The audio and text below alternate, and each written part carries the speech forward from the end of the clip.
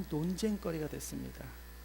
왜 그러냐면 예전부터 하나님을 섬겼다고 하는 그 유대인들 중에서도 이제 예수 그리스도의 복음을 듣고 이제 믿음의 사람으로 들어온 사람 중에 복음의 비밀을 확실하게 눈이 확 열리지 못하고 구약의 성경이 확실히 열리지 못해서 우리가 예수 그리스도를 믿어서 구원을 받지만 구원받으려면 할례도 받아야 된다.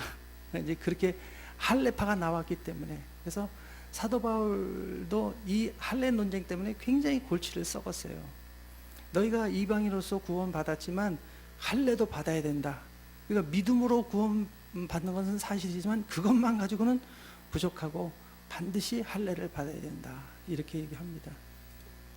사실 오늘 본문에도 보면 할례를 받지 아니하는 자는 그 백성 중에서 끊어지리라.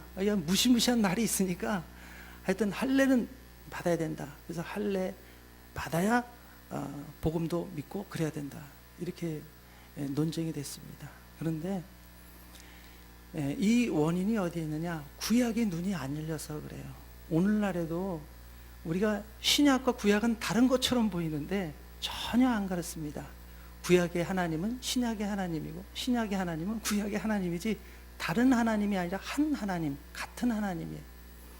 그러면 뭐냐? 왜 구약을 우리가 읽을 때 오해를 많이 하고 또 많은 이단도 이 구약을 문자 그대로 갖다 들이대면서 사람을 협박하고, 이제 그게 문제가 된 것은 뭐냐? 구약에 눈이 안 열려서 복음으로 이 말씀을 바로 깨닫지 못해서 그런 것입니다. 그래서 오늘 이 할례의 의미가 무엇인지, 정말 할례 받아야 그러면 구원받는 것인지 전혀 그렇지 않다라는 걸 여러분 다 아실 겁니다. 근데 그 부분에 대해서 우리가 납득이 갈 수 있도록 우리가 한번 이 시간 생각해보는 시간을 갖도록 하겠습니다. 아브라함이라고 하는 사람은 이스라엘 백성들이 정말로 존경하는 자기들의 조상입니다. 시발점이에요. 그래서 아브라함, 다윗은 이스라엘 백성들이 자기네들이 굉장히 중요하게 여기는 인물들입니다. 하나님께서 이 아브라함이라고 한 사람을 불러서 하나님께서 인류 구원의 계획을 꿈꾸십니다. 계획하셨어요. 그래서 이 아브라함 한 사람을 통해서 어떻게 인류 구원의 역사를 이루어 가시는가를 볼 수 있습니다. 창세기 12장부터 보면 거기에 이제 아브라함이 등장하기 시작합니다. 근데 하나님께서 갈대아 우루, 오늘날 메소포타미아에 있던 이 갈대아 우루에 있던 우상을 숭배하던 아브라함에게 하나님이 나타나셨어요. 나타나셔서 일방적으로 말씀하십니다. 여호와께서 아브라함에게 이르시되 너는 너의 고향과 친척과 아버지의 집을 떠나 내가 네게 보여줄 지시할 땅으로 가라. 내가 너로 큰 민족을 이루고 네게 복을 주어 내 이름을 창대하게 하리니 너는 복이 될지라 복의 근원이 될지라. 이렇게 했어요. 자, 여러분, 이게 하나님이 아브라함에게 처음으로 줬던 언약입니다. 근데 우리가 여기서 한번 생각해야 될 게 뭐냐면, 하나님의 약속, 하나님의 언약은 일반 세상 사람들의 약속하고는 전혀 특징이 틀려요. 여러분, 세상에서는 어떤 사람과 나와 그 사람의 약조를 맺으려면 쌍방의 합의가 있어야 돼요. 이러니 너도 동의하냐? 나도 동의하냐? 그러면 약속하자. 여러분, 세상에서 모든 약속은 서로 쌍방 간에 합의가 있어야 돼요. 근데 하나님의 언약은 특징이 뭐냐? 일방적이에요. 독재처럼 보이죠. 만일에 세상에서 일방적인 약속은 독재입니다. 힘이 센 나라가, 힘이 센 개인이 이렇게 해, 도장치고, 이건 독재예요. 자기에게 유리한 대로 하려고 하는 거예요. 그래서 그거는 진정한 언약이 될 수 없습니다. 그런데 하나님이 일방적으로 하신단 말이죠. 아브라함이 이렇게 해달라고 한 적도 없고 저렇게 해달라고 한 적도 없고, 하나님이 일방적으로 나타나셔서 너는 큰 민족을 이룰 것이고 내가 지시할 땅으로 가라. 내가 그 약속의 땅을 줄 것이고 너는 큰 민족을 이룰 것이다. 복의 근원이 될 것이다. 하나님이 주실 땅을 약속하시고 주실 후손을 약속하셨어요. 이거 너무 불합리하지 않습니까? 여기서 우리는 잘 생각해야 됩니다. 많은 사람들이 성경을 오해하는 것은요, 하나님을 인간처럼 생각해요. 인간의 수준으로 생각한단 말이에요. 여러분, 하나님은 성경을 통해서 자기를 나타내시고 드러내셨는데 하나님은 어떤 분이신가? 완전하신 분이에요. 그 사랑이 완전하시고 그 공의가 완전하시고 그 하시는 모든 것 중에 틀린 것이 하나도 없어요. 그것은 뭐냐? 하나님의 언약이 비록 일방적이지만 우리에게 유익한 것이고 우리를 살리는 것이고 거기에는 전혀 불합리한 게 없어요. 그래서 하나님만이 언약이 일방적이라 할지라도 선한 거예요. 의로운 거예요. 여러분, 이르기 때문에 이 하나님의 약속을 잘 아셔야 됩니다. 그리고 하나님의 말씀은 그 하신 말씀을 하나도 이루시지 않는 것이 없어요. 왜? 전능하신 하나님이시니까. 그래서 하나님께서 아브라함에게 축복의 언약을 하신 거예요. 내가 약속의 땅을 줄 것이고 큰 민족을 이루겠다. 그런데 그 약속의 말씀을 받았을 당시에 아브라함의 형편은 자식이 없었어요. 그때 부름을 받을 때가 75세예요.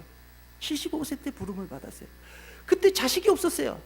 사라는 10년 차니까 65세 때 부름을 받고, 그리고 그 친척 본토 아비집을 떠나라 그러는데, 그러면 떠날 때는 땅떼기 하나도 이제 없는 거죠. 떠나야 되니까. 눈에 보이는 땅 하나도 없고 자식도 하나도 없는데 어마어마한 약속을 하나님이 일방적으로 딱 하신 거예요. 근데 아브라함이 그거를 믿었을까요? 성경에 보니까 이에 아브라함이 여호와의 말씀을 따라갔고, 여호와의 말씀을 쫓아갔다는 말은 믿었다는 거예요. 믿었으니까 쫓아갔죠. 아브라함의 믿음은 여기서부터 시작이 됩니다. 그러고 나서 하나님께서 분명히 친척을 떠나고 아비집을 떠나라 그러는데 아버지가 데라가 쫓아와. 그래서 하란에서 아버지 죽을 때까지 기다려요. 그리고 아버지가 죽자 하란에서 이제 또 출발합니다. 그런데도 떨궈버리지 못한 사람이 조카 롯이에요. 물론 조카 롯은 자기 아버지 데라가 죽었지만 친척 집도 떠나라고 했으니까 사실은 조카 롯도 데려오지 않아야 돼요. 그런데 아브라함이 조카 롯은 데리고 옵니다. 그런데 아브라함 마음속에는 뭐냐? 그래, 큰 민족을 이룬다고 했으니까 나는 75세인데 아이가 없으면 이 조카 롯이라도 내 양자를 삼아서 하나님이 그 꿈을 이루실지 않겠느냐. 조카 롯에 대한 미련을 갖고 데리고 옵니다. 그래서 두 사람이 이제 애굽에도 내려갔다가 올라갔다가 하다가 도저히 같은 집에서 살 수 없어요. 원인이 뭐냐? 그들의 소유가 많아 동거할 수 없습니다. 롯의 목자와 아브라함의 목자가 싸웁니다. 그래서 그걸 보고 아브라함이 롯을 불러요. 너와 나는 골육지친인데 싸우는 것이 이방인들의 보기에도 안 좋고 이제 우리가 함께 우거할 수 없으니 네가 오른쪽으로 가면 난 왼쪽으로 가고 네가 왼쪽으로 가면 나는 오른쪽으로 가리라. 결국 환경 속에서 하나님이 역사하시는 거예요. 도저히 같은 집에 살 수 없기 때문에. 왜? 하나님이 그 자손을 이루겠다는 것은 조카 롯을 통해서 이루시는 게 아니거든요. 친척집 떠나라. 그래서 조카 롯을 할 수 없이 떼보내요. 조카 롯이 자기 눈에 보이기에 좋은 수할 땅을 택해서 갑니다. 떠나니까 그때 하나님이 두 번째 또 나타났어요. 그래서 13장에 하나님이 롯이 떠난 후에 아브라함에게 나타나신 다음에 또 약속하세요. 너는 눈을 들어 동서남북 사방을 바라보라. 보이는 땅을 내가 너와 네 자손에게 주리니 영원히 이르리라. 내가 네 자손이 땅에 티끌같이 하리니. 땅에 티끌같이 한대요. 이번엔 후손을 약속하는 정도가 아니라 그 후손의 숫자를 얘기합니다. 티끌같이. 너 티끌을 셀 수 있나 세어봐라. 셀 수 있으면 네 자손도 셀 수 있고 셀 수 없으면 셀 수 없을 정도로 네 자손이 그렇게 되리라. 티끌 같게 되리라. 하나님 말씀하신 거예요. 두 번째 또 약속을 하셨죠. 이렇게 약속은 하시는데 그러면 조카로도 떠났고 그러면 나를 통해서 후손이 그렇게 많아진다고 하면 자식을 주겠구나 기다렸어요. 근데 기다려도 소식이 없는 거예요. 두 번이나 나타나셔서 그렇게 말씀을 하시는데 소식이 없어요. 그런데 하나님께서 창세기 15장에 세 번째 또 나타나세요. 아주 굉장히 일방적으로 나타나시죠. 세 번째 뭐라고 나타나시냐면 여호와께서 이번엔 여호와의 말씀이 환상 중에 아브라함에게 임하여 이르시되 아브라함아 두려워하지 말라. 왜 이 말씀하셨느냐? 지금 세월은 지나가서 점점점 나이는 먹는데 초조하죠. 아니 자손을 그렇게 티끌같이 주겠다는데 하나의 자손도 없는데 두려운 거예요. 시간은 가고 초조한 거예요. 그러니까 하나님이 아브라함을 아시고 아브라함아 두려워하지 말라.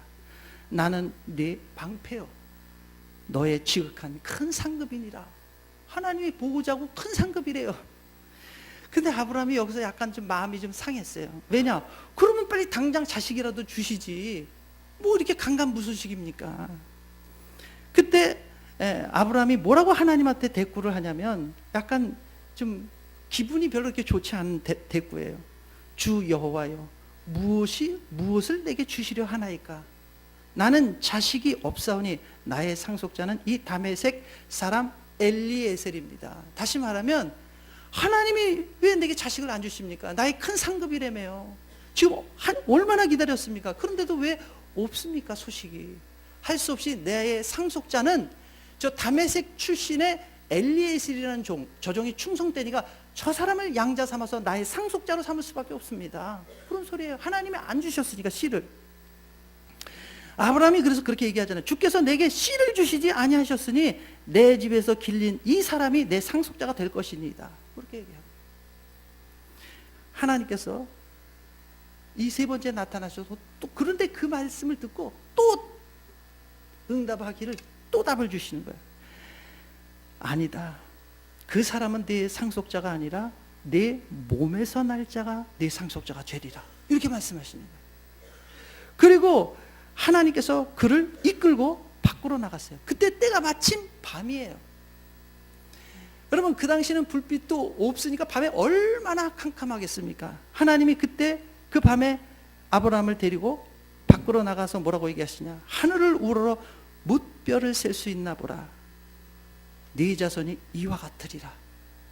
저번에 두 번째 나타내는 티끌 같다고 했고 이번에는 밤에 그냥 별이 쏟아지는 것처럼 그 많은 별을 보면서 이렇게 될 것이다. 막 약속은 3번씩이나 지금 계속 주시는 거예요.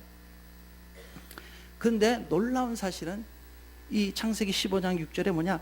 이 얘기를 듣고 아브라함이 여호와를 믿으니 여호와께서 이를 그의 의로 여기시고 이래요. 아브라함이 이걸 믿었다라는 거예요. 그 믿었는지 안 믿었는지는 누구나 아세요? 하나님은 아신다는 거예요. 사람은 얼마든지 속일 수 있어요. 하나님은 인간의 그 생각의 중심을 아시고 동기를 아시고 폐부와 심장을 감찰하시는 하나님이에요. 그러니까 아브라함이 진짜 그 하나님의 말씀을 믿었다는 거예요. 근데 그 믿은 것을 하나님께서 그의 의로 여겨주셨다. 여겨주셨다라는 말은 그의 삶이 정말 의로워서 그런 것이 아니라 하나님의 말씀을 믿었기 때문에 의로 여겨주신 거예요. 이걸 칭의, 의롭다, 칭한다. 진짜 의로워서가 의로운 게 아니라 하나님을 믿은 것을 의롭다고 여겨주셨다라는 거예요. 자, 아브라함이 이와 같은 하나님의 말씀을 들었어요. 그러면 이제는 진짜 3번이나 나타나셨으니까 이제 곧 자식을 주겠지. 근데 또 소식이 없어요. 그런데도 75세 때 부름을 받았는데 한 15년이 지났는데도 지금 10년이 지났는데도 소식이 없는 거예요. 그 3번째 나타나신 후에도. 그래서 한 번은 사라가 16장에 가니까 사라가 아브라함에게 이렇게 얘기합니다. 사라가 아브라함에게 이르되 여호와께서 내 출산을 허락하지 아니하셨으니 이미 나는 경수가 끊겼다. 생물학적으로 의학적으로 나는 이미 고목나무처럼 도저히 이젠 아이를 못 난다. 자기가 한 거예요. 나는 이제 경수가 끊겨서 아이를 낳을 수 없는 불가능한 상태니까 하나님이 아브라함에게 네 몸을 통하여 자신을 난다고 했으니까 내 출산을 허락하지 아니하셨으니 원하건대 내 여종에게 들어가라. 내가 혹 그로 말미암아 자녀를 얻을까 하노라. 그랬은 거예요. 그랬더니 아브라함이 사라의 말을 듣지 않고 귀를 막았더라. 그렇게 나올까요, 성경에? 들었더라고 나와요. 들었다고. 귀를 막고 안 들었더라가 아니에요. 들었더라. 그런 거예요. 아브라함도 사라의 말을 듣고 넘어간 거예요. 여러분이 그렇다고 믿음이 없었던 건 아니에요. 하나님께서 내 몸을 통해서 나신다는 걸 알았는데 그 방법이 그러면 다른 사람을 통해서 내 몸에서 나지만 다른 사람에서 이렇게 생각한 거예요. 하나님의 약속의 말씀을 하나님께서 이루시기까지 기다렸어야 되는데 기다리지를 못한 거예요. 왜? 불가능해 보였으니까. 불가능하니까. 그래서 아브라함이 결국 하갈을 통해서 이스마엘을 낳았는데 그때가 86세예요. 근데 여기서 아브라함과 사레가 오해를 했어요. 하나님 말씀을. 어떻게 오해를 했냐? 내 몸에서 날 자가 상속자라고 하는데 내 몸은 누구냐? 아브라함만 얘기하는 게 아니라 사레도 포함하고 있는 거예요. 너는 부모를 떠나 둘이 합하여 한 몸이 될지라. 이게 창세기에 하나님이 만드신 근본 원리예요. 그러니까 부모를 떠나 내 아내와 합하여 둘이 한 몸이 될지라. 내 몸에서 날 자, 거기에는 아브라함뿐만이 아니라 사레도 포함한 거예요. 그러니까 그 말씀을 끝까지 믿고 기다렸어야 되죠. 그래서 여러분, 왜 사가랴, 세례 요한을 낳았던 사가랴와 엘리사벳이 경건한 자냐? 그들은 나이가 많아 아이를 못 낳았어요. 그런데도 하나님의 말씀을 떠나지 않았어요. 왜? 끝까지 기다린 거예요. 그렇지 않으면 인간적인 방법을 쓰여서 첩을 들이든지 그렇게 해서 낳지. 고대 때 얼마나 이때 아이 낳는 게 중요한 건데 그들은 하나님의 말씀을 끝까지 붙잡은 거예요. 그래서 엘리사벳에게 사가랴에게서 세례 요한을 하나님 보내주신 거예요. 지금 아브라함이 이 말씀을 오해한 거예요. 그래서 인간적인 생각을 쓴 거예요. 믿기는 믿었는데 내 몸이라는 말을 완전히 해석하지 못하고, 그리고 말씀을 이룰 때까지 기다리지 못하고 결국은 이스마엘을 낳았어요. 자, 86세 때 이스마엘을 낳습니다. 그리고 몇 년이 또 지나느냐? 오늘 본문이죠. 이제 17장 13년이 또 흘렀어요. 13년. 이번엔 네 번째 나타나십니다. 13년이 지나서 오늘 본문에 보겠습니다. 아브라함 99세 때, 13년이 지난 99세 때 이번엔 또 나타났어요. 그리고 아브라함에게 뭐라고 얘기하느냐? 그에게 이르시되 나는 전능한 하나님이라. 나는 하지 못하는 게 없고 할 수 없는 게 없고 다 할 수 있다. 너 그거 왜 끝까지 기다리지 못했느냐? 이거 나는 전능한 하나님이다. 너는 내 앞에서 행하여 완전하라. 끝까지 믿어라. 여기서 행하라는 것이 무슨 행위를 완벽하게 하라니까 믿음에 대한 얘기를 하는 거야. 너는 내 앞에서 완전하라. 내가 내 언약을 나와 너 사이에 두어 너를 크게 번성하게 하리니. 이 약속을 또 하시는 거예요. 그러면서 이 말씀을 할 때 아브라함이 엎드렸어요. 하나님이 그에게 뭐라고 하냐? 봐라, 내 언약이 너와 함께 있으니 너는 여러 민족의 아비가 되리라. 여러 민족의 아비래요. 이거는 뭐냐? 열국의 아비, 모든 민족의 아버지가 되겠다. 이런 더 큰 꿈을 얘기하는 거야. 더 큰 꿈을. 내 자손이 뭐 티끌과 같이 별같이, 이 얘기를 떠나서 이제는 열국의 아버지, 모든 민족의 아버지가 되리라. 그런 아주 좀 더 구체적인 언약의 말씀을 하시는 거예요. 그리고 이름을 바꿔주세요. 계명시켜 주십니다. 하나님께서 뭐라고 하냐? 너는 이제 아브람이라 하지 마라. 아브라함은 큰아버지 정도예요. 뭐 형제 중에서 제일 큰아버지. 아브라함은 여러 민족의 아버지, 모든 민족의 아버지, 열방의 아버지예요. 그러니까 이게 수준 차이가 너무 커진 겁니다. 자, 너는 이제는 열국의 아버지가 될 것이고 모든 민족의 아버지가 되리라 해서 아브라함이라고 이름까지 고치셨어요. 그리고 내가 너를 심히 번성케 하고, 그러면서 쭉 약속을 하시면서 내가 이와 같이 약속한 것을 이제는 너의 몸의 표징으로 새기리라. 이거 새기리라. 여러분, 하나님의 이 눈에 보이는 문자로 된 하나님의 말씀은 모세 때 처음 이게 완성이 됩니다. 창세기, 출애굽기, 레위기, 민수기, 신명기. 이 모세 오경은 결국 눈에 보이는 율법, 그리고 시내산에서 율법을 받아요. 근데 아브라함은 모세보다 400~500년이나 450년 그 후의 사람이에요. 한 500년 정도 전의 사람이에요. 아브라함이 훨씬 더. 그러니까 아브라함 때는 하나님께 받은 율법이 없어요. 눈에 보이는 무슨 하나님의 말씀의 책도 없어요. 그런데 하나님이 말씀하신 것을 눈에 보이도록 몸에 새긴 것이 할례예요. 할례. 하나님의 언약의 표징으로 할례를 하게 하신 것입니다. 자, 내가 너에게 땅을 약속하고, 약속의 땅 가나안을 약속하고, 그 다음에 너에게 후손을 주고 너는 열국의 아비가 될 것이다. 그렇게 말씀하시면서 이 내가 너에게 한 이 하나님의 언약을 표징으로서 할례를 받게 하신다. 이거예요. 할례. 그래서 너희 중에 남자는 다 할례를 받아라. 포피를 배워라. 나와 너희 사이에 언약의 표징이니라. 그렇게 말씀하세요.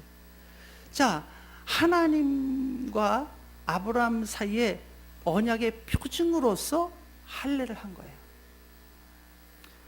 그러면 그 할례를 하지 않는 자는 다 그 백성 중에서 끊어진 자다, 언약을 배반했어요. 그러니 얼마나 이 사람들이 율법이 있기 전에 이 받은 할례에 대해서 굉장히 귀중하게 생각했겠습니까? 목숨 걸고 했죠. 그래서 예수님이 이 땅에 오셔서 죽으시고 부활하셔서 이 예수 그리스도의 죄사함의 복음을 듣고 구원받은 사람들이 그걸로 믿음으로 구원을 받고 죄사함을 받은 건데, 이 할례에 대해서 정말 너무 귀중하게 생각하고 깊게 생각하다 보니까 할례도 받아야 돼. 할례파가 나오고 무할례파가 나오고 아주 시끄럽게 됐었어요. 그건 왜 그러냐? 이 할례를 오해한 것입니다. 그래서 이 할례에 대해서 사도 바울이 로마서에서 이 부분을 풀어 나갑니다. 로마서 2장부터 4장 사이에 이 할례에 대해서 아주 심도 있게 다루는 거예요. 너희가 할례에 대해서 바로 알아야 된다. 그러면서 뭐라고 얘기하느냐면, 먼저 유대인이 뭐냐 이거예요.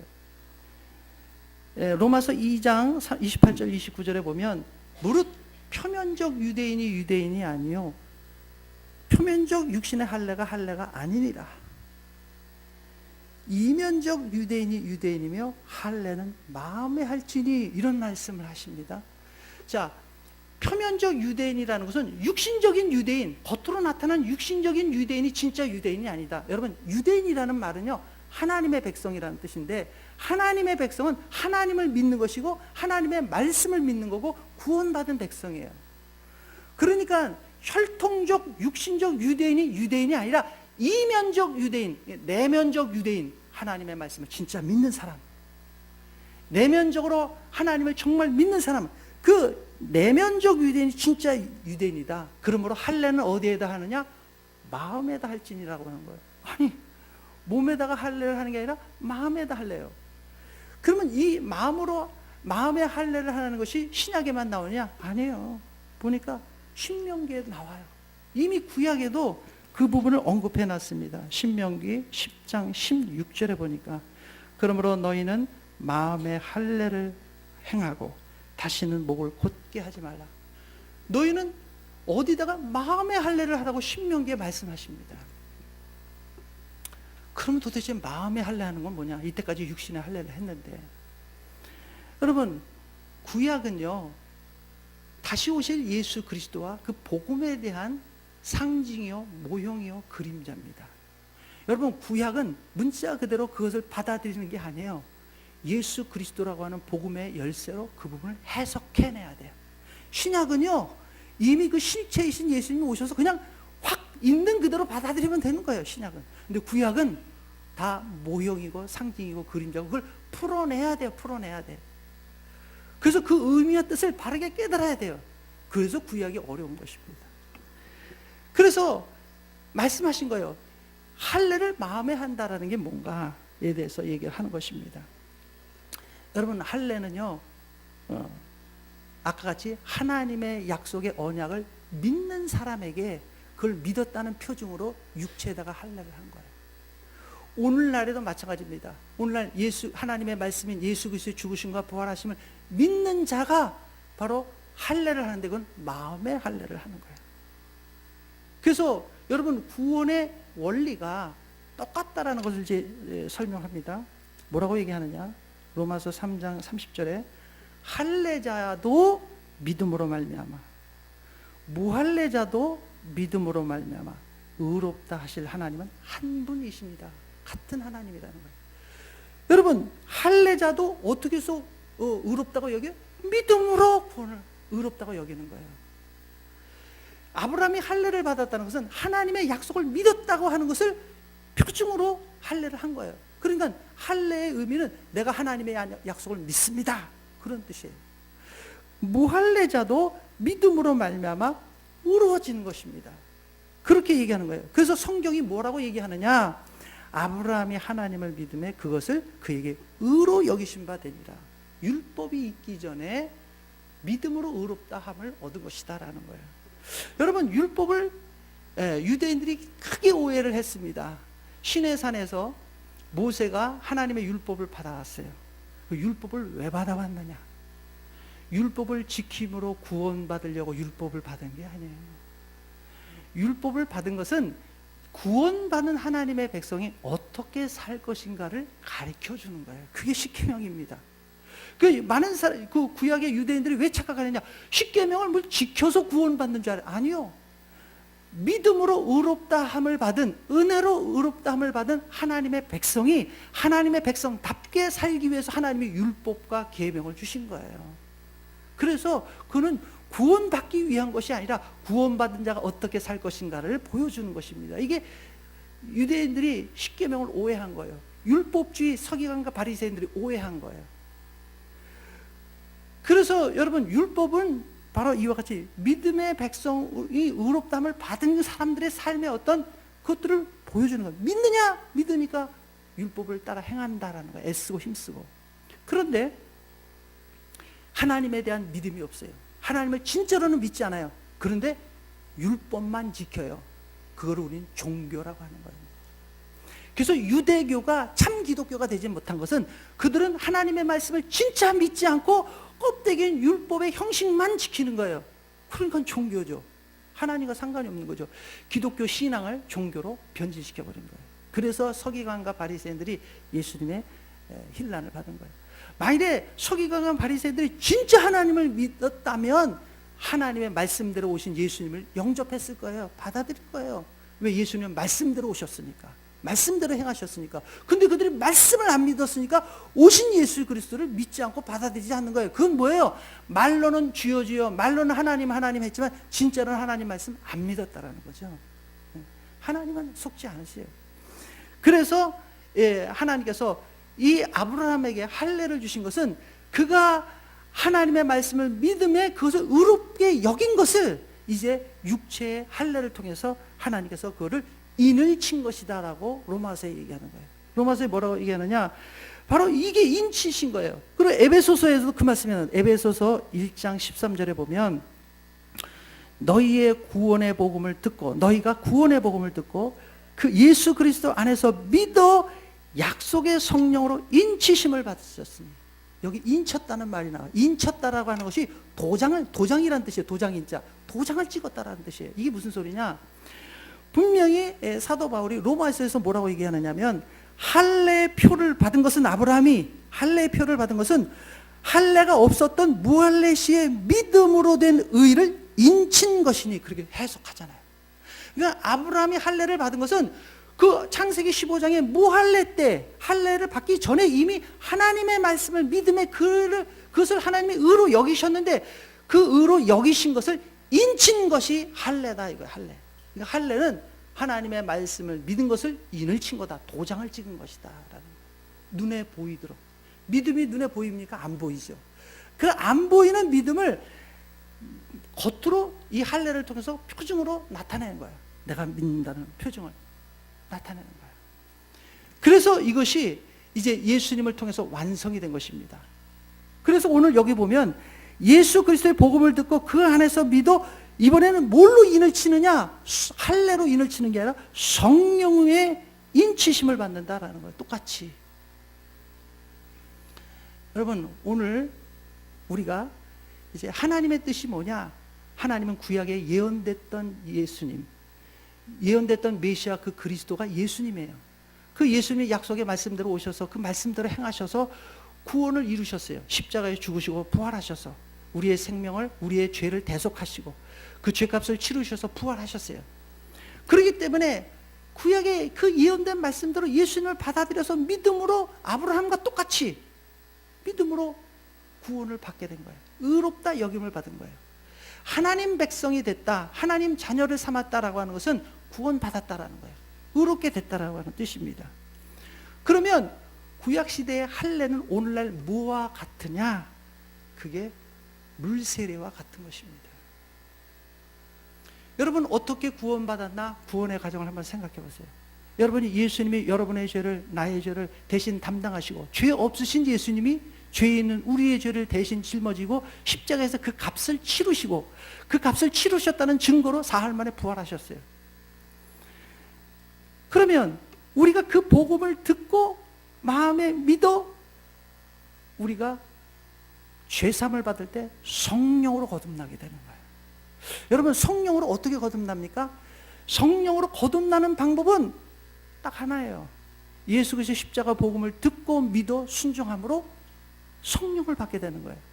우리가 회개하여 죄사함을 받으면 죄사함을 받은 그곳에 성령이 오시는 거예요. 그게 성령으로 거듭나는 거고 성령으로 세례받는 거예요. 세례받는 것은 바로 성령으로 세례받는 건 그겁니다. 그러니까 하나님은 왜 안 속으냐면 진짜로 안 믿으면 성령님 안 오세요. 여러분, 신앙 고백했다고 다 구원받느냐? 아니에요. 그럼 오늘 신앙 고백 억지로 더 시켜서 다 구원받죠? 아니요. 내가 마지못해서 할 수 없어서 믿지 않는데도 불구하고 옆에 눈치 보고 또 이 사람 보고 할 수 없으니까 그냥 신앙 고백했다. 전혀 그 사람 구원받지 않습니다. 구원이라고 하는 것은 개인적인 거예요. 하나님과 나 사이에서 내가 죄인임을 깨닫고 내 죄를 위해서 예수님이 십자가에 죽으시고 부활하신 걸 정말 믿으면, 정말 믿었는지 안 믿었는지 하나님은 아셨기 때문에 믿어서 죄사함을 받은 자에게 깨끗해진 심령에 성령이, 거룩하신 성령이 오실 수가 있는 거예요. 성령님은요, 회개하지 않는 심령, 정말 중심에서 예수 그리스도를 받지 않는 심령에는 들어오실 수가 없고 들어오시지 않아요. 그러니까 오늘날 아무리 신앙 고백해도 진짜인지 가짜인지는 하나님만 아시는 거예요. 어떻게 하느냐? 성령이 오셨느냐? 오셨으면 그 사람은 진짜 바른 신앙 고백을 중심에서 한 거예요. 동기가 아신 거예요. 그래서 우리가 성령 세례를 받으면 하나님이 있다는 걸 알게 되고 믿게 되고 체험해야 돼요. 왜 복음에는 하나님의 의가 나타나서 믿음에 이르게 하냐면요, 우리가 처음에는 하나님을 믿을 때 인간적인 믿음으로 가죠. 하나님 믿고 싶고 예수님 믿고 싶고 했는데 정말 바른 신앙 고백과 하나님에 대한 사모함 속에서 신앙 고백했을 때 성령님이 오시면 어떻게 되냐? 진짜 믿어지는 거예요. 여러분, 믿어진다라고 하는 것은 놀라운 체험입니다. 믿어지는 게 어떻게 해서 믿어지는 거냐? 하나님이 은혜를 주신 거예요. 성령이 역사하시는 거예요. 그래서 믿지 못할 것을 믿게 된 거예요. 그게 성령으로 거듭났다라는 거예요. 성령으로 거듭나면 그 다음부터 하나님 말씀이 들려지기 시작하고 깨달아지기 시작하고, 이게 놀라운 거예요. 세상에 아무리 지식이 있고 학문이 있고 IQ가 높아도 이 하나님의 말씀은 듣는다고 해서 다 믿어지지 않아요. 다 깨달아지지 않아요. 오히려 성령 받지 않고 육신적으로 머리가 똑똑해지면 인본주의로 흐르고 자유주의 신앙으로 흐르고 믿지 못하니까 엉뚱한 해석을 해내요. 그러나 성령으로 거듭나면 성령의 조명을 받은 이성이 이 성경을 바르게 해석해내기 시작합니다. 그러니까 이 기독교 신앙이라고 하는 것은 바로 왜 체험신앙이냐, 왜 경험신앙이냐, 이거는 하나님의 실제적인 것이냐, 이런 역사를 우리가 경험하는 것이지 그냥 이론적인 것으로 끝나는 것이 아니다라는 거예요. 그래서 여러분이 정말 복음을 듣고 믿었을 때 성령으로 거듭나면 이제 신앙 고백을 하게 되고, 그렇게 되면 이제 내가 예수님을 믿었으니까 이걸 많은 사람들 앞에서 이걸 내가 공포해야 되겠다. 그래서 물세례를 받는 거예요. 원래 정상적인 순서는 성령 세례를 받고 구원의 확신을 가지고 그 다음에 물세례를 통해서 많은 사람 앞에서 내가 예수님을 나의 구세주로 영접합니다. 공포하는 거예요. 순서가 그렇게 되는 거예요. 여러분, 마찬가지예요. 아브라함도 똑같았어요. 아브라함도 하나님의 말씀을 믿으니 먼저 의롭게 된 것을, 이제는 내가 의롭게 된 것을 몸으로 나타내는 것이 할례예요. 그러니까 마음으로 진짜 믿게 된 아브라함은 성령 세례를 받은 거나 마찬가지고, 그 다음에 몸에 육체에 할례를 하는 것은 물세례를 받는 것과 같은 거예요. 그래서 할례가 오늘날 물세례와 같다라는 것이 바로 그런 의미에서 그런 얘기를 하는 것입니다. 그러니까 하나님께서 이와 같이 아브라함이 왜 처음부터 할례를 받지 않게 했느냐? 할례 받기 전 무할례 시대에 믿음으로 된 것을 인친 것이 할례이기 때문에 그렇다. 그래서 아브라함은 혈통적으로 볼 때는 유대인의 조상이기도 하지만 왜 열국의 조상, 모든 민족의 조상이 되느냐? 아브라함처럼 하나님의 말씀을 믿음으로 의롭게 된 자의 조상이 되게 하시기 위해서. 그래서 아브라함은 유대인만의 하나님이 아니라 모든 믿는 자의 조상이 된 거예요. 표본이 된 것입니다. 그래서 네 자손을 하늘의 티끌과 같이 바다에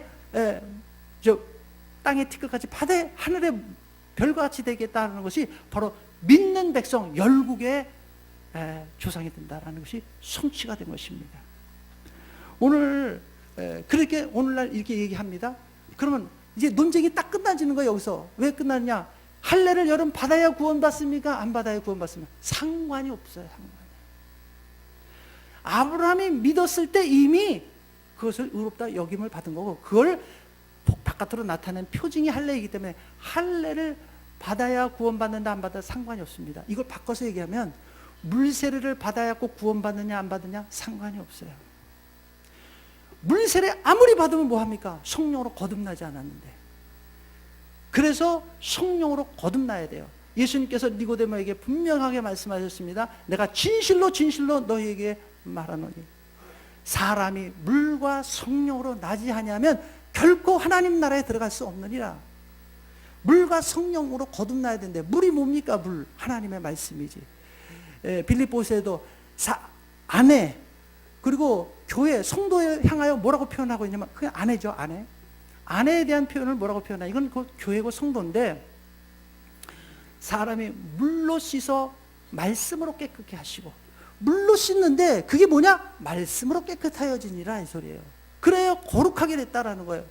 그러면 물과 성령으로 거듭난다는 것은 하나님의 복음의 말씀, 예수 그리스도의 복음의 말씀으로 거듭나고 그 다음에 성령으로 거듭나는 거예요. 그게 물과 성령으로 거듭나지 않으면 결단코 하나님 나라 들어갈 수 없다. 그렇게 얘기한 이유가 거기 있습니다. 그렇기 때문에 오늘 우리는 그 물세례 받을 필요 없느냐? 받아야죠. 그것은 받으라고 하셨으니까 그건 받는 거예요. 왜? 내가 예수님을 믿습니다라는 것은 겉으로 나타나는 거예요. 마치 이것은 결혼식에 비유할 수 있는 거예요. 여러분, 어떤 사람이 결혼을 했는데 이 사람이 전혀 모르는 여자하고 그냥 결혼식만 한 거예요. 위장 결혼식만 딱 하고 한 번도 신혼여행도 같이 간 적도 없고 또 호적에다가 올리지도 않고 결혼식만, 영화처럼 영화 찍는 배우가 결혼식만 딱 했어요. 그것이 진짜 부부입니까? 부부 아니에요. 연극한 거예요. 그냥 결혼식만 한 거예요. 뭐 신혼여행도 간 적도 없고 법적으로 올린 적도 없어요. 그런데 어떤 사람은 가난해서 결혼식을 올릴 수 없을 형편이 됐어요. 뭐 옛날에 그런 사람도 많이 있었습니다. 그래서 진짜로 같이 산 거예요. 그리고 동사무소에 가서 다 결혼신고도 하고 아이도 낳고 수십 년을 살았어요. 부부야 아니에요. 부부죠. 결혼식만 안 한 거지. 여러분, 마찬가지입니다. 물세례는 결혼식과 같은 거예요. 많은 사람들에게 나타내는 거예요. 이왕이면 결혼식하고 사는 게 좋죠. 뭐 결혼식 안 하고 사는 것보다는.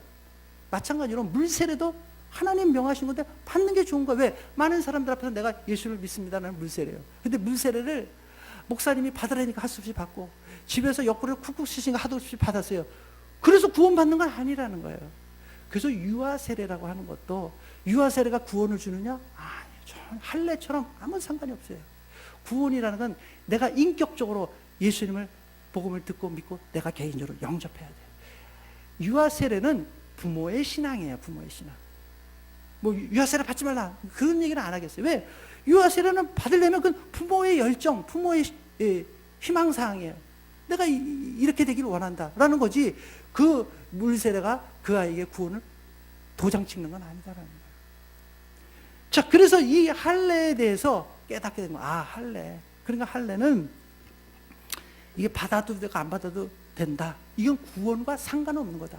단지 구약시대이기 때문에 아브라함이 마음으로 눈에 보이지 않는 그 믿음을 눈에 보이도록 하나님이 표징으로 할례를 행하게 하신 것이다. 그런 거예요.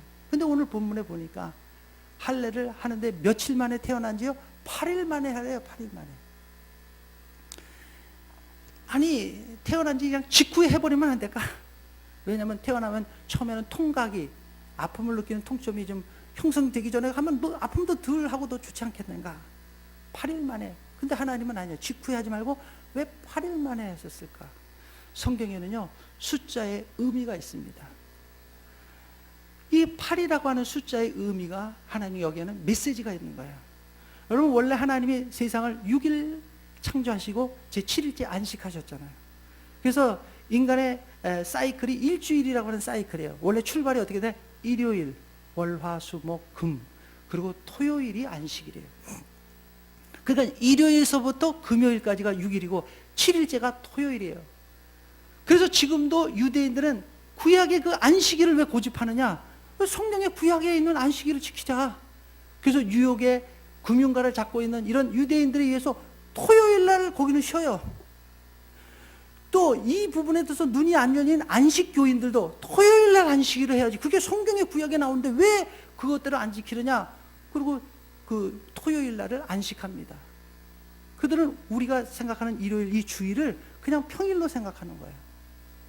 그런데 왜 이 주일이 탄생하냐? 주일이라고 하는 것은 주님의 날이에요. The Lord's Day, 주님의 날. 일요일이 왜 주님의 날이 됐습니까? 이 날에 예수님이 부활하셨어요. 예수님이 금요일 날 돌아가시고 토요일 안식 후 첫날에 부활하셨어요.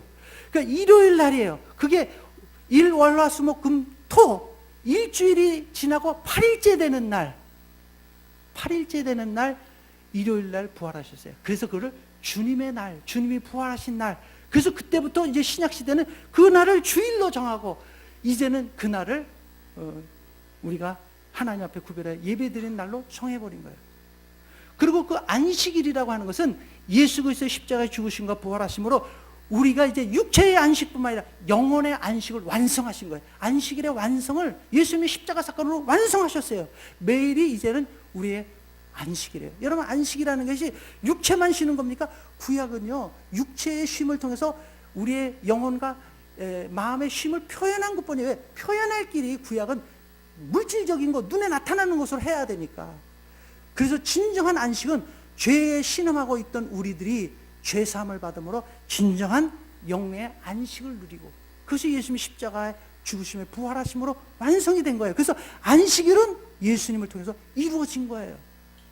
그리고 이제는 예수님이 부활하신 날로 우리는 이제 새날을 맞이한 거예요. 새 출발이에요. 그래서 이 8이라고 하는 것은 새날, 새 출발, 새 창조예요. 새로운 시작이에요. 그게 8이에요. 8. 그게 예수님 부활하신 날이고. 그래서 예수님께서 우리의 복음을 말미암아 우리가 이제 새로운 출발, 예수님 믿음으로 새로운 피조물이 된 거야. 보라, 이전 것은 지나갔으니 새 것이 되었도다. 우리는 새로운 피조물이 된 것이다 이거예요. 뭐 때문에? 예수님 때문에. 그래서 그 8이라고 하는 것이 그런 의미를 갖게 된 거예요. 이제는 새로운 출발을 하게 될 것이다. 그리고 또 하나는 문제는 뭐냐? 왜 하필이면 생식이 끝을 덮고 있는 그 포피를 잘라내느냐? 뭐 귀때기 하나라도 그냥 여기 끝에 좀 잘라버리면 되지. 귀 뚫듯이. 왜 거기 생식기 끝을 잘라버리느냐 이거예요. 그 살을 잘라냄으로 인해서 피도 같이 쏟아져 나갑니다. 아까 마음의 할례를 할지니라고 하는 것은 뭐냐면 바로 이 살과 피가 끊어져 나가는 거예요. 내 몸에서 일부분이 끊어져 나가는 거예요. 그 끊어져 나가는 것, 분리되는 것은 죽음을 의미합니다. 여러분, 그래서 사람이 죽었다 그러면은 분리된다라는 거, separate, 분리된다. 그러니까 육체의 죽음은 영혼과 육체가 분리되면 죽은 거예요. 그렇죠? 영혼이 육체에서 빠져나가면요, 사지백조 오장육부 팔다리가 멀쩡해도 죽어요. 그러나 팔 하나 잘라 나가도 영혼이 그대로 머물러 있으면 아픈 상태로 그냥 살아 있는 거예요. 죽음이라는 건 분리되는 거예요. 분리돼. 우리 영혼이 우리 육체에서 빠져나가. 이게 육체의 죽음이에요. 영적인 죽음은 하나님과 우리가 분리된 거예요. 하나님의 영이 우리를 떠나면 영적인 죽음이에요. 그런 것처럼 분리되는 거예요. 그래서 내 몸에서 살과 피가 떨어져 나간다는 건 죽음인데, 이건 곧 예수 그리스도의 십자가의 죽음을 얘기하는 거예요. 예수님이 죽으심으로 결국 우리의 죄와 허물을 위해서 대속하신 그 부분을 얘기하는 거예요. 그럼 왜 생식기냐? 8일이 새 출발, 새날, 새 피조물인 것처럼 왜 생식기냐? 그 생식기는 뭘 의미하냐? 생명을 상징하는 거예요. 예수님께서 우리의 죄를 십자가에서 대속하심으로 죄가 끊어져 나가고, 그리고 우리는 새 생명을 잉태하게 된다. 우리는 새 생명으로 태어나게 된다. 그래서 여러분, 그냥 괜히 생식기에다 한 게 아니에요. 거기 다 하나님이 의도와 계획을 가지고 할례를 생식기에다 한 거예요. 그래서 오늘 우리는 이 8일 만에 할례라는 것도 다 이유가 있는 것입니다. 물론 오늘날에 오는 사람들은 그럼 오늘날의 할례는 뭡니까? 물론 위생학적으로도 뭐 할 수는 있어요. 근데 이 놀라운 것이 여기에는 그것뿐만 아니라, 제가 또 책을 이렇게 보니까 이 왜 8일 만에 한가를 조사를 해보니까, 이 사람이 이 상처가 나고 하면, 피가 나면 이 피를 굳게 해야 돼요. 피를 응고시키는 메커니즘이 있어요. 기작이. 거기에 중요한 역할을 하는 것이 간에서 만들어진 프로트롬빈이라는 효소예요. 이 프로트롬빈이라는 효소가 트롬빈으로 바뀌고, 이 트롬빈이라는 효소가 이제는 활성화가 돼서 피브리노겐이라는 그 섬유소원이라고 해요. 근데 이거는 물에 혈액에 녹아 있어요. 눈에 안 보여요. 근데 이 트롬빈이 작용하면 눈에 보이는 피브린이라는 섬유소로 이것이 붕대처럼 이렇게 얽으면서 혈액을 딱 굳고 막히는 기작을 해요. 물론 여기에는 여러 가지 작용의 메커니즘이 있어요. 근데 이 혈액 응고 기작에 관여되는 이 프로트롬빈이 우리 간에서 형성이 됩니다. 근데 놀라운 사실을 오늘날 현대과학이 알아낸 게 뭐냐면, 사람이 태어나면 처음 태어났을 때 간에 이 활성화가 완전히 되지 못해서 프로트롬빈의 양이 뭐 한 3일 지나면 한 30% 이렇게 계속해서 증가해요. 그런데 희한하게 8일째 되던 날에 프로트롬빈의 양이 110%까지 최대치가 올라가요. 일생에서 최고치로 올라가는 거예요. 그리고 그 이후로 다시 떨어져서 이제 정상이 되는 거예요. 그러니까 왜 그런지 모르는 거예요. 근데 8일날 수술했을 때 혈액의 응고가 가장 잘 일어나고, 물론 요즘에는요 그냥 의료가 발달해서 뭐 비타민 K 주사를 넣어가지고 뭐 응고를 빨리빨리 하게 하고, 요즘은 그렇게 발달했으니까 그렇죠. 그러나 그때는 뭐 돌칼로 뭐 위생적인 개념이 없잖아요. 그런데 8일째 할례를 했을 때 가장 상처나 피의 응고가 빠르고, 모든 부분들이 가장 그래서 전염병이나 세균의 침투를 막을 수 있는 그런 거예요. 그걸 어떻게 사람이 합니까? 하나님은 그냥 8일이라고 말씀하셨지. 그게 일생에 있어서 110%까지 올라갈 줄 어떻게 알았어요? 8일까지. 하나님이 하신 거예요. 그리고 거기다가 이 8이라는 영적인 의미가 바로 거기에 있다라고 하는 것입니다.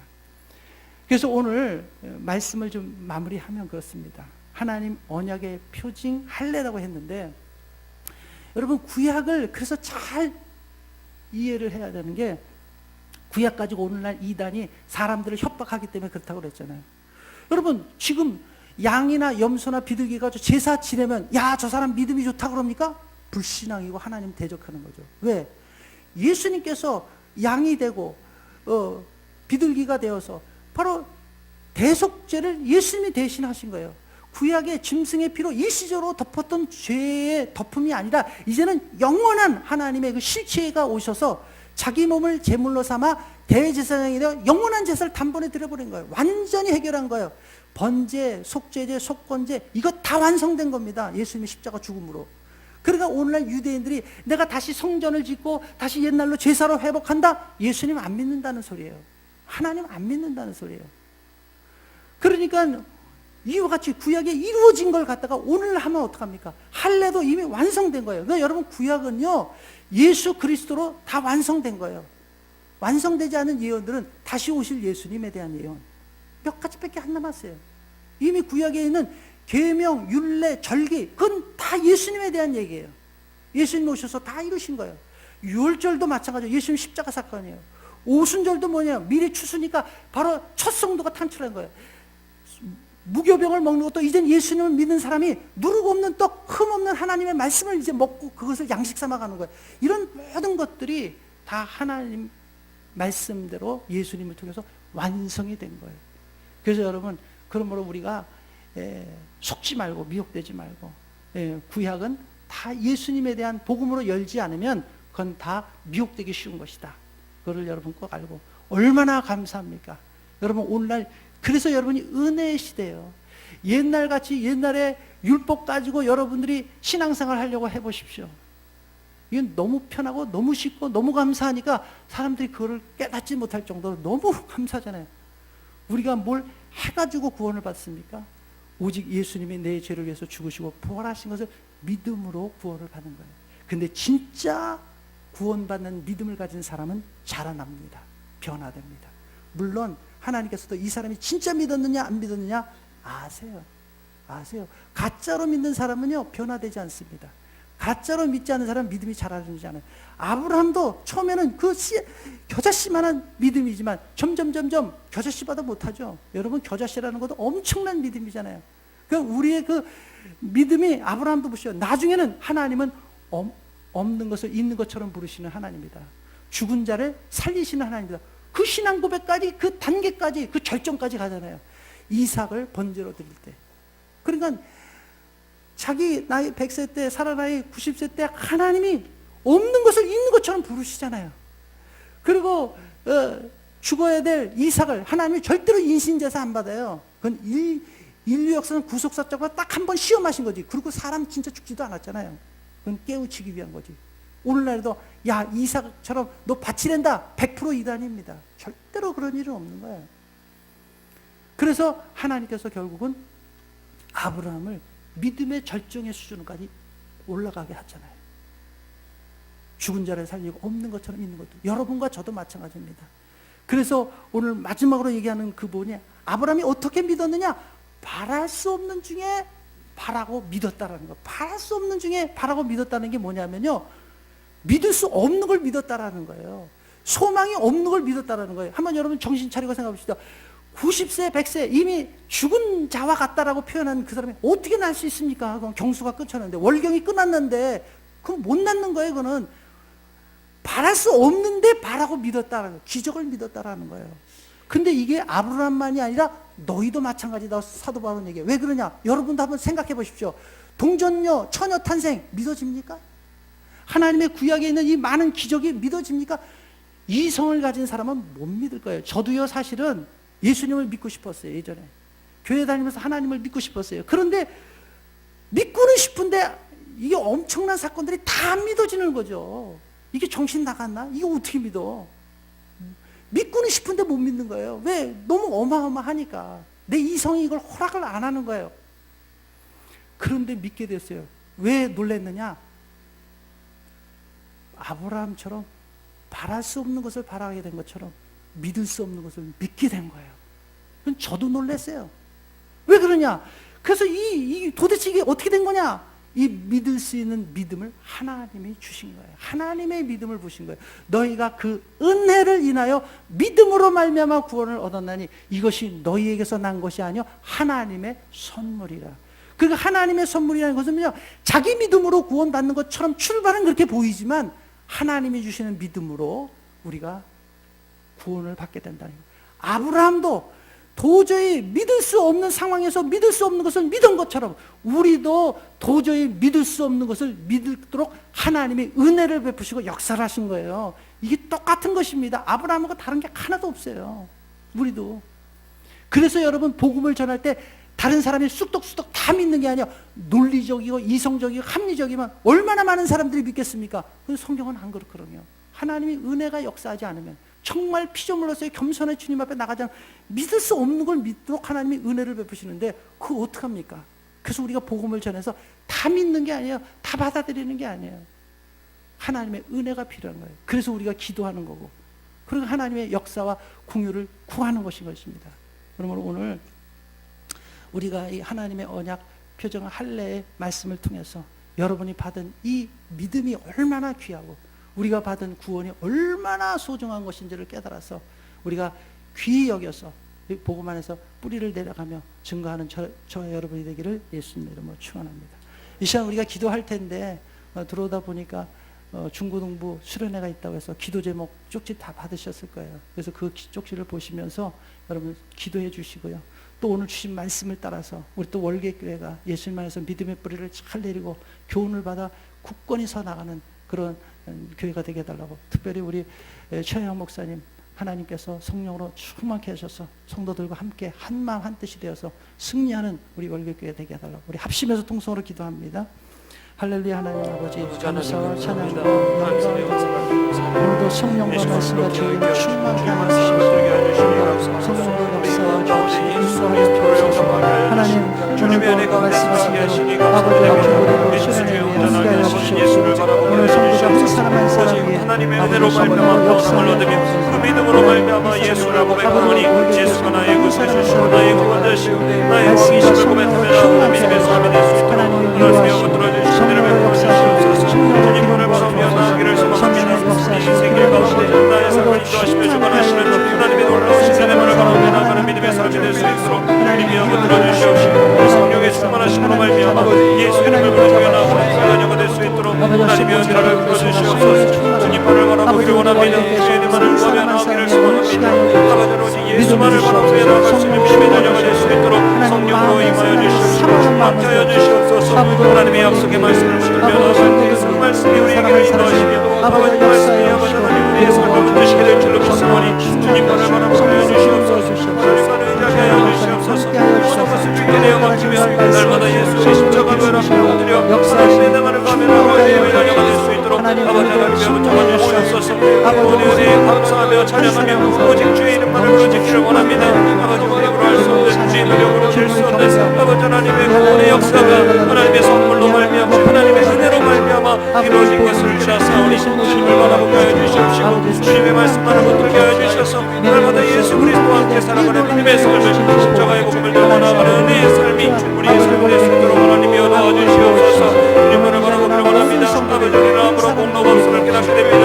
날마다 예수의 십자가의 발 앞에 엎드리게 하여 주시옵소서. 주님의 말씀만을 구하게 하여 주시옵소서. 주 소식에 충만하심을 사모하는 주님의 자녀들이 되게 하여 주시옵시고 오직 예수만을 바라보며 나아가는 주님의 자녀의 삶이 될 수 있도록 아버지 하나님이여 인도하여 주시옵소서. 우리에게 은혜의 말씀을 주시고 주의 약속의 말씀에 따라 살게 하여 주신 주님 주의 이름을 찬양하며 아버지의 재단을 수하며 하나님의 이름을 부르짖으며 나아가는 주님의 자녀의 삶이 될 수 있도록 아버지 하나님이여 붙들어 주시옵소서. 이는 우리의 노력이 아니요 아버지의 은혜의 계획이 아니요 오직 성령의 인도하심에 따라 하나님의 은혜로 말미암아 주어진 것이오니 겸손히 주님만을 바라보며 하나님의 말씀을 선포하는 주님의 주의 되심으로 마음에 소원이 있으신 분 가슴에 손얹기 바랍니다. 몸이 아픈 분은 아픈 분 믿음으로 손얹기 바랍니다. 지금도 살아계셔서 역사하시는 우리의 좋으신 하나님 감사합니다. 정말 하나님께서 은혜를 베풀어 주셔서 하나님께서 부르시고 복음을 듣게 하시고 믿게 하시고 순종하여 아버지 그 말씀에 30배 혹은 60배 100배 아름다운 결실을 맺도록 하나님 은혜 베풀어 주신 것 감사합니다. 오늘도 마음의 손을 품고 기도하는 성도들의 기도 위에 하나님 역사하여 주옵시고 응답하여 주옵시고 우리의 생각하는 것에 넘치도록 역사해 주옵소서. 몸이 아파 아버지 믿음으로 손을 줬습니다. 예수님께서 채찍에 맞으신 것은 그 채찍에 맞음으로 우리가 나음을 입게 하려고 아버지 질병을 대속하셨사오니 채찍에 맞은 예수 그리스도의 이름으로 명하노니 어떤 질병에 걸렸든지 손을 얹은 자마다 예수님의 이름으로 치료될지어다. 예수님의 이름으로 나음을 입을지어다. 예수님의 이름으로 고침을 받을지어다. 머리부터 발끝까지 사지백체 오장육부 모든 뼈마디 관절 골수 모든 신경 세포 하나하나마다 예수님 만져주시옵시고 치료하여 주옵소서. 병마가 나사렛 주 예수님으로 떠나갈지어다. 또한 예수님께서 아버지 우리의 가난을 대속하시오. 모든 만물의 주인이신 예수님이 이 땅에 가난하게 되시면 우리를 위하여 가난하게 되심으로 부욕해 하렸사오니 때를 따라 필요한 것들을 하나님 공급하여 주시고 아버지 역사하여 주옵소서. 원수악한 마귀 더러운 귀신의 괴계가 멸망을 받을지어다. 성령과 말씀과 진리로 충만함을 입을지어다. 아버지 그 생각에 병든 것도 고쳐주시옵시고 한 10년과 생각에 하나님의 평강을 허락하여 주옵소서.